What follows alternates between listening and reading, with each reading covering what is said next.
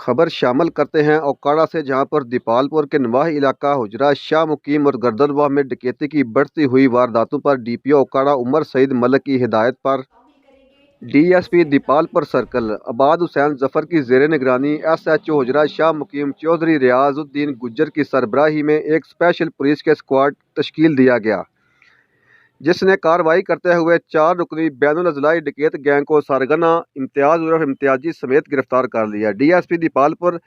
Circle आबद हुसैन जफर ने इस हवाले से मीडिया को बताया कि मुलजमान ने चंद रोज कबल हुजरा शाह मुकीम में एक घर में डकैती की वारदात करते हुए 5,90,000 रुपए की रकम छीन ली थी, जिसमें मुलजमान के कब्जा से वारदात होने के चंद घंटों बाद ही न सिर्फ इन्हें ट्रेस कर लिया गया, बल्कि इन्हें गिरफ्तार करके लूटी गई रकम, माल मसरूका और भारी असला भी बरामद कर लिया गया। डीपीओ उमर सईद मलिक की जानब से पुलिस टीम को तारीफी सर्टिफिकेट देने का ऐलान किया गया है। कारकर्दगी दिखाई है, तो डीपीओ साहब की तरफ से इस पूरी टीम के लिए जो है वो एप्रिसिएशन दी गई है। इनके लिए नकद इनाम और सर्टिफिकेट्स में है वो देने का उन्होंने ऐलान किया है। तो बहुत शुक्रिया तमाम आपका, आपने हमें टाइम दिया।